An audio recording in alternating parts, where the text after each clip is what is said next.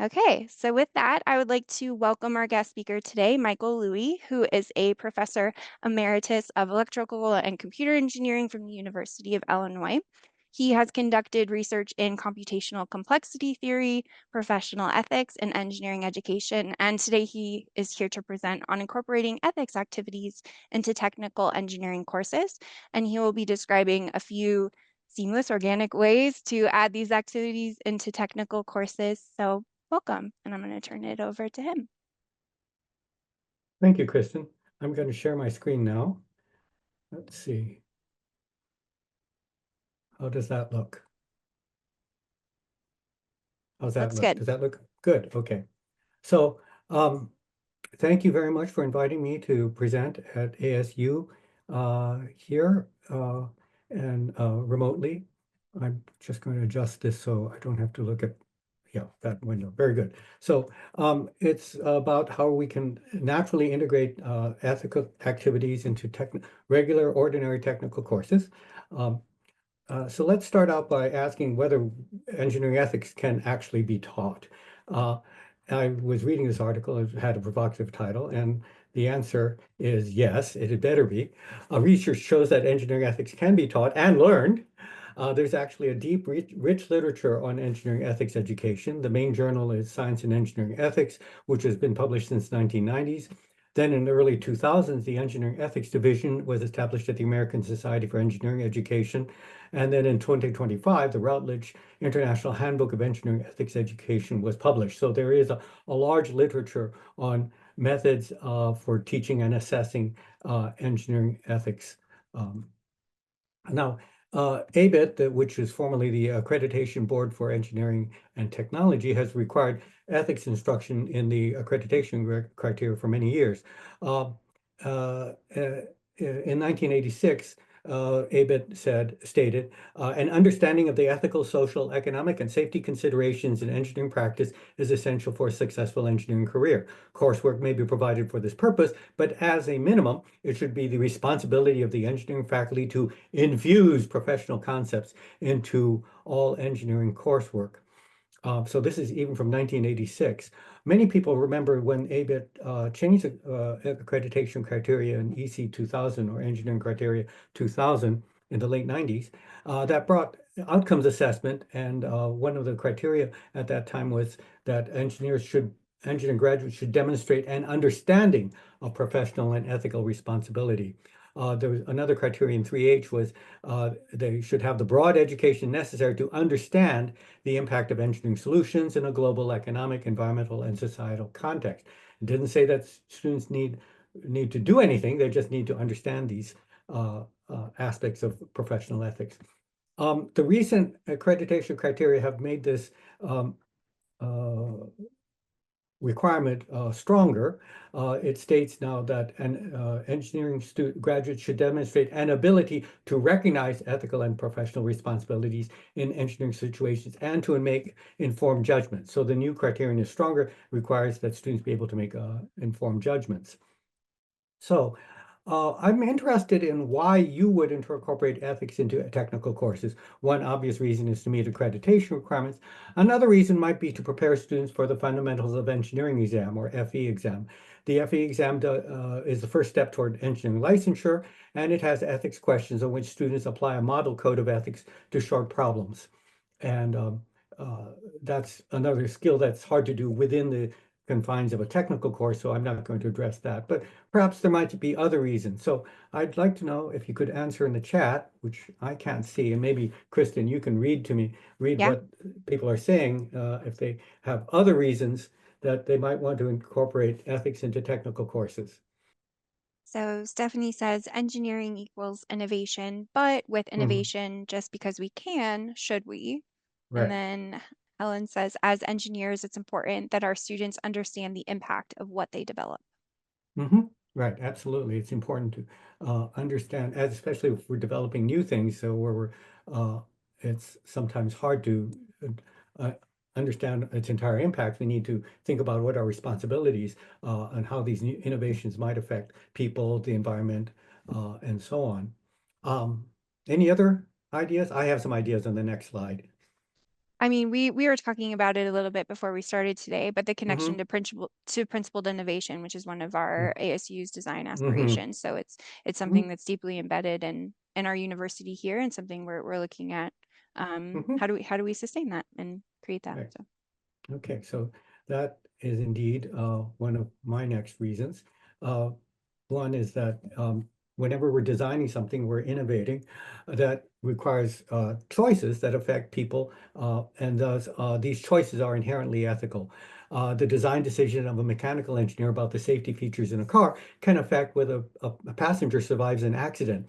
In fact, I love to tell mechanical engineering students that they design cars in which people will die. Their job is to make those cars safer. In this sense, ethics is not just avoiding evil, but also doing good. Another reason is that when people are affected by design decisions, we need to understand their perspectives in order to make ethical choices.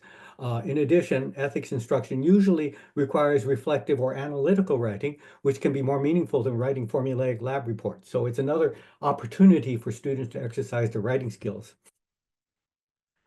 And finally, some studies indicate that ethics instruction can strengthen students' sense of professional identity, enculturating them into the profession of engineering. You notice here that I'm citing my own publications. I love to cite my own publications for a couple of reasons. If I don't cite my own publications, I can't expect others to cite them.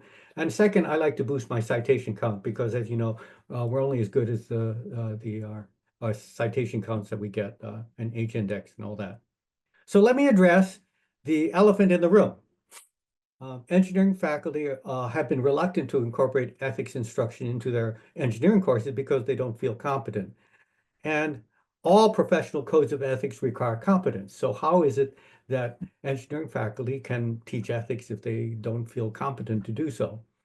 Um, well, there's a mistaken belief that teaching ethics or teaching any subject requires expertise in ethics or any other subject. Most faculty members believe that college teaching consists of transferring information from experts to students. Consequently, subjects should be taught by experts. In particular, as a profession, engineering highly values technical expertise. Yet the dirty little secret of the academy, or what I like to say is the dirty little secret, is that faculty members often teach outside their expertise.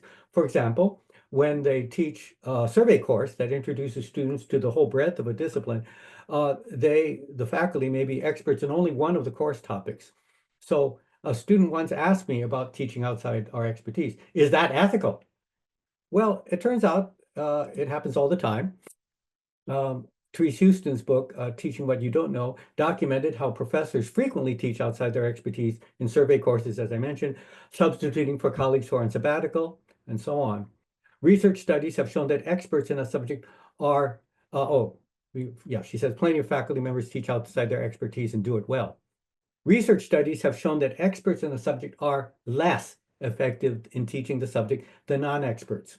Let me repeat that. Contrary to our intuitions, experts are less effective teachers than non-experts. So, indeed, non-experts can teach subjects very well.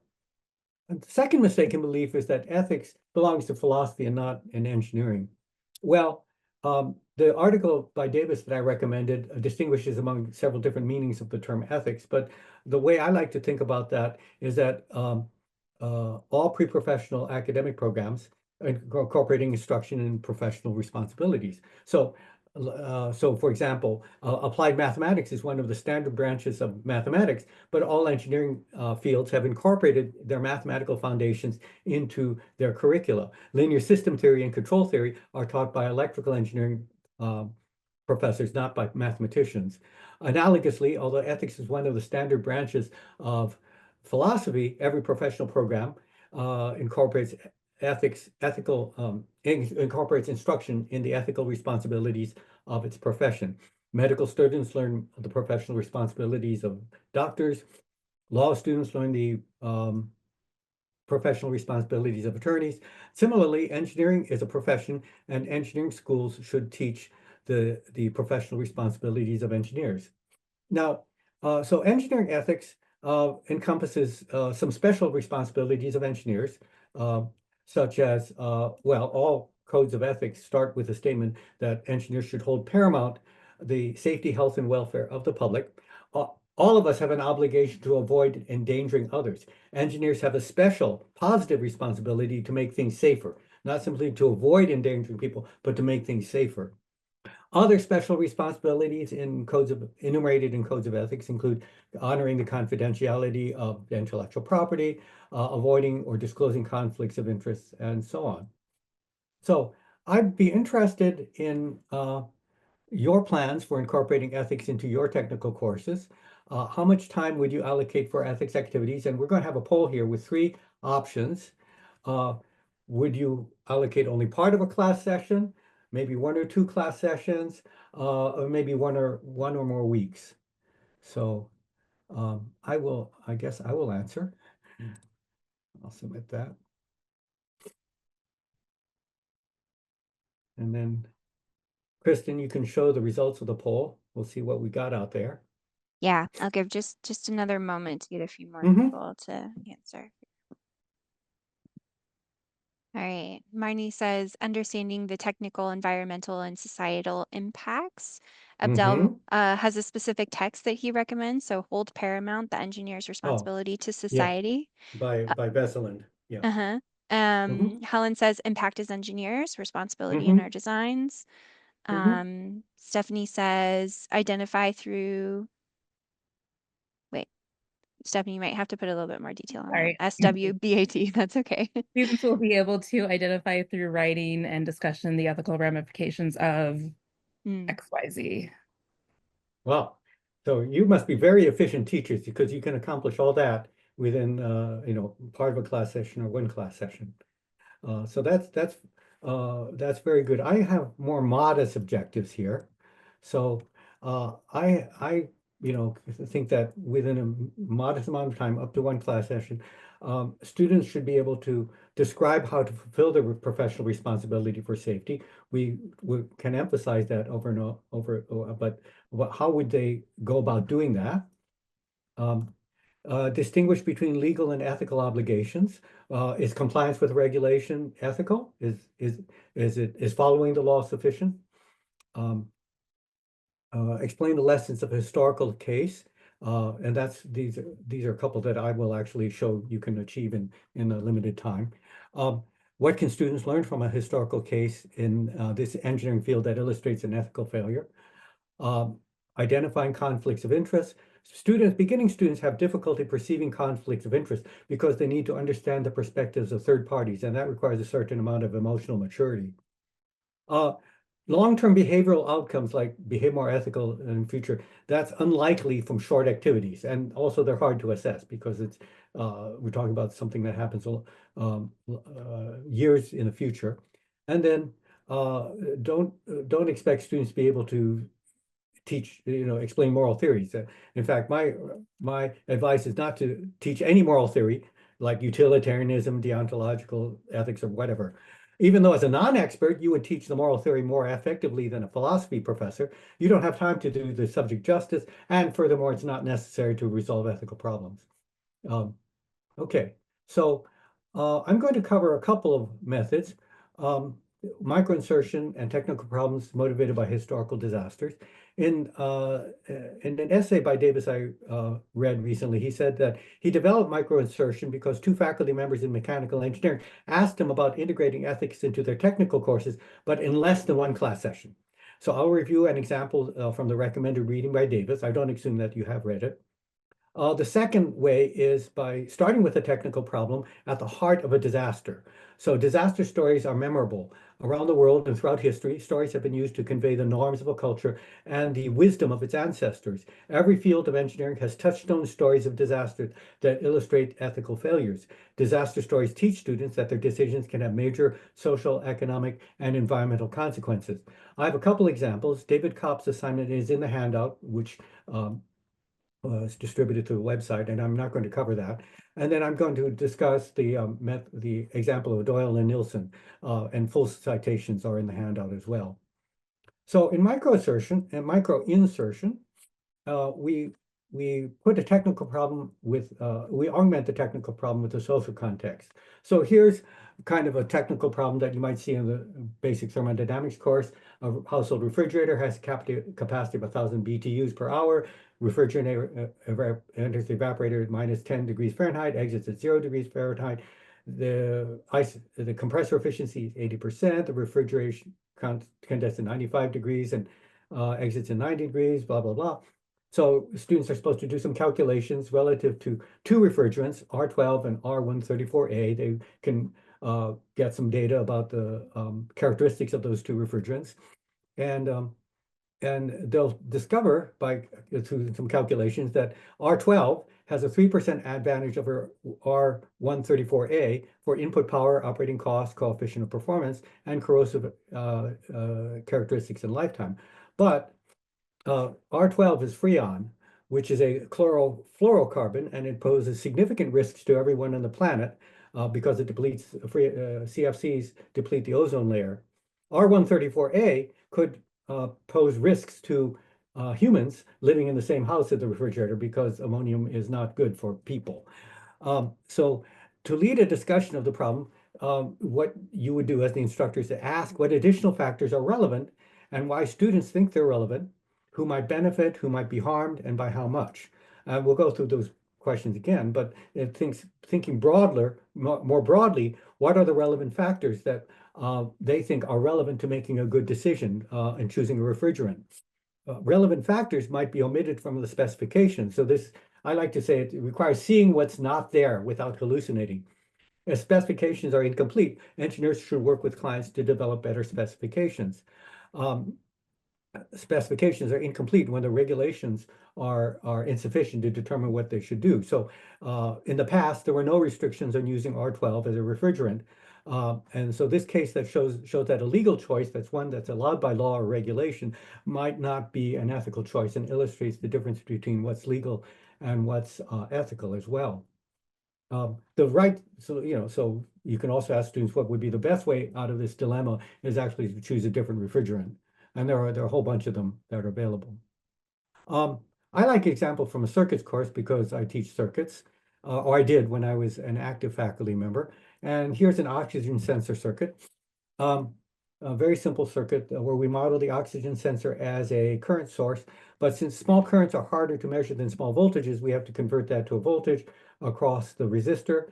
We know the sensor outputs 5 microamps for every percent of oxygen concentration. If the voltage across the resistor is 11 millivolts, what's the concentration of oxygen? And this is due to my former student, Brian Faulkner. So another part of the circuit will amplify the R1 voltage to display the oxygen concentration on a readout gauge. Here, students can apply Ohm's law and find that the oxygen concentration is 22%. Now, suppose the amplifier is imperfect with, say, a 10% error in the readout. Is there a problem? Well, now suppose I tell you that the circuit is in the International Space Station and OSHA says that an oxygen concentration below 19.5% is oxygen deficient and a suffocation hazard, and oxygen and a concentration above 23.5% is oxygen enriched, which is a fire hazard. So this is a good opportunity to discuss the ethical trade-offs between quality, cost, and risk. A more accurate amplifier made with components with narrower tolerances would be more expensive, but it reduced the uncertainty about whether the oxygen concentration is in the acceptable range. So this is what engineers do all the time in fulfilling their professional responsibilities for safety, is assessing these risks and evaluating the trade-offs. There's no free lunch, right? To have a more accurate readout, you need components with narrower tolerances, and those are generally more expensive. So this helps students develop the habit of looking at the social context and thinking about the trade-offs. So to introduce an ethical issue in a technical problem, first set the problem in a social context so that we can identify the stakeholders and ask who might benefit and who might be harmed, and ideally by how much. But that requires a quantification of some of these risks. And sometimes there's just not enough information to do that. But at least it's worth thinking about who might be involved, who might be affected. And is any information missing? Relevant regulations, technical standards. Um, these can help us make decisions about what is safe enough, right? We can invest lots and lots of money making our circuit be extremely accurate, but it might be more accurate than is necessary. So we have to think about at least what's the relevant technical standard or building code or something like that. What are the hazards and what are the risks? And then how can the risks be mitigated? Engineers can be very creative and innovative here in creating ways that mitigate risks. And that's one thing that engineers do and to fulfill their responsibility to ensure the safety of the public. Oh, we have an opportunity um, for anybody here who might have just been inspired by a technical problem that students can solve during a class session in which you can add social context to raise ethical issues. Does anybody have an inspiration right at this point? Yeah, Helen said on those same lines, we could talk about the impact of the cost that running AI algorithms has. Yes, yes. So, what are the costs? And you can crowdsource the people, students in the room can understand that there might be. I mean, there are all kinds of costs in terms of energy consumption, um, possible social cost because of the decisions, the outputs of the AI are highly dependent on biases in the input data, at least for the popular models of AI. I grew up in the era of symbolic AI, so this generative AI is a new technology and has certain trade-offs there. Um, yeah, good. So thinking about broadening the vision here beyond the just looking at the technical problem itself. Yeah, we've got one more. Abdel says material selection for a certain Hmm. application and its Yes. impact on safety as well. Yes, right. So as you go to material selection, then you realize that there are some factors that you might not have considered. Um, I had an undergraduate from material science who said that, you know, uh, looked at the example of the rivets that had held the steel plates of the Titanic ship in place, and there were problems with the I think the wrought iron that they'd used, which was not necessarily a good choice there, but it's also an ethical failure at that point. So you might be calculate you can just calculate the yield strength and as a result of stresses, and then you tell them, well, this is actually the the the steel plate of the Titanic, and then you have a problem. Let me go on here to another disaster besides the Titanic, which was a disaster. Uh, the Hyatt Regency. So the second method is technical problems at the heart of disasters. The Kansas City Hyatt Regency walkway collapse killed 114 and injured 216. Knowing about the walkway collapse is part of the common knowledge of civil engineers. All civil engineers know about this case, and really, or they should know about this case. And at the heart of this, well, these are there were decks uh, supported by box beams. The box beams were constructed from two C channels, and there was a support rod that went through them. Let's see if I can. I'm not sure I can highlight things here. Um, the diagram on the left is the schematic is an image, a schematic, I guess, of what it was as designed, and the one on the right is the one as constructed because it was hard to get thread the support rod all the way through. So they replaced the long support rod by two shorter rods there, and each with its own nut and washer assembly there. So um, so, yeah, with the modifications happen all the time in construction. Uh, but we can now model this um, as a classroom exercise in a statics course. Doyle and Nilsson start by asking students to draw the free body diagrams to determine the magnitudes of the forces acting on the nut washer assembly on the upper beam and on the vertical rod from B or C to D, and the lower beam at D for the original design on the left and the field modification on the right. Um, so we're particularly interested in, they'll discover that the um, forces acting on the nut washer assembly B in the modified design on the right, about twice what they would be on the original design on the left. So then the next part of the lesson, students construct a physical model using wooden planks for the decks and styrofoam for the beams. Then they load the decks with mass incrementally to until failure. So destructive testing is fun. Everybody likes, blowing things up or making things crash. And then uh, after the classroom exercise and the destructive test, students watch a 13-minute video about the Hyatt Regency disaster. And after the video, students voice their initial thoughts in class. And then finally, the students write individual reflections, responding to prompts about the design change, an engineering code of ethics, and how these values might influence their careers as engineers. So the references have a citation of the paper by Doyle and Nielsen, so you can see exactly what they do. I think it probably could take the exercise is not that hard and can be done in part of a class session. So this might be two class sessions, one or two class sessions, the equivalent, at least that equivalent amount of time. Um, so. See, can you create a technical problem that's motivated by a historical disaster? Um, in the handout, let's see, there's in the handout is the assignment by David Kopp from University of California, Irvine, um, who teaches control systems, and it's motivated by the Boeing 737 MAX disaster, in which the the well the autopilot was, because of cost reasons, they used only one sensor instead of two sensors. And when the one sensor was giving incorrect readings, the attitude controller would try to push the nose down because it assumed that the plane might go into a stall. So, and COP has students design an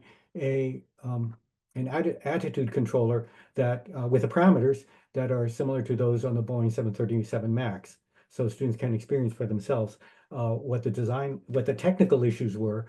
And then, of course, then the safety issues there are how you might cope with, or whether it's appropriate to have only one sensor, or what kinds of ways engineers should deal with the uncertainties. I mean, because there are always risks in readings if there are mistakes. I myself have used the Therac 25 disaster in my introductory computer engineering course. This was a cancer radiation therapy machine that caused 3 deaths and 3 serious injuries from radiation overdoses. Among the flaws in the computer controls, there was an 8-bit variable that, when incremented 256 times, rolled over to zero again. So it looked like it had not been incremented at all. And students who in a basic computer engineering course would understand that technical issue immediately. So they can relate what they're studying in class to this historical disaster that everybody in computer engineering should know about. I've been looking for somebody who teaches engineering statics who's designed a problem related to the General Motors ignition switch. I don't teach statics, although I suppose as a non-expert I could probably teach it very well. But it seems to me that it should be a fairly straightforward statics problem to look at, with the frictional forces trying to hold the ignition key in. So, are there technical knowledge in your course that would help students understand a famous disaster in your particular field? Let Yeah, there were let a few people. comments that people Yeah. said as you were talking. So Helen Hmm. said there are well-known cases in software related with aviation that might connect to the Boeing one that you mentioned. Hmm. That even when they knew software was buggy, it was running in airplanes causing high risks. Hmm. Oh, I can talk about the Volkswagen diesel disaster scandal, and that's one example. Go on. Yeah, Abdel said, we just finished in machine design course design of bolted joints, and their failures hurt 1 million workers in downtime Wow. that cost $50 billion in US manufacturing. Wow. Mhm. Yeah, Abdel also said that he includes in his classes contemporary technical issues from the Hmm. news. Okay. Very good. Yeah, that's good to show that what they're learning can relate directly to problems in the real world. And uh, historical disasters have been criticized because it's unlikely students will encounter disaster in their career, but they're memorable and it's part of the culture of any field. Uh, so I'm going to wrap up here with the last slide, and we have plenty of time for questions as well. And um, so um, my main message today is you can incorporate ethics into technical courses. There's this famous poster from World War II, which I like to say, you can do it. The microinsertion technique is where you add social context to a technical problem. And Davis recommends doing this several times throughout the semester, which students in the thermodynamics course thought was appropriate as an appropriate frequency. And it gets students into the habit of asking these social context questions and looking for information that's not there. And then we mention also technical problems that are at the core of famous disasters, which are memorable. So there are more ideas. There's a list of resources in the handout, and I'm open to questions now.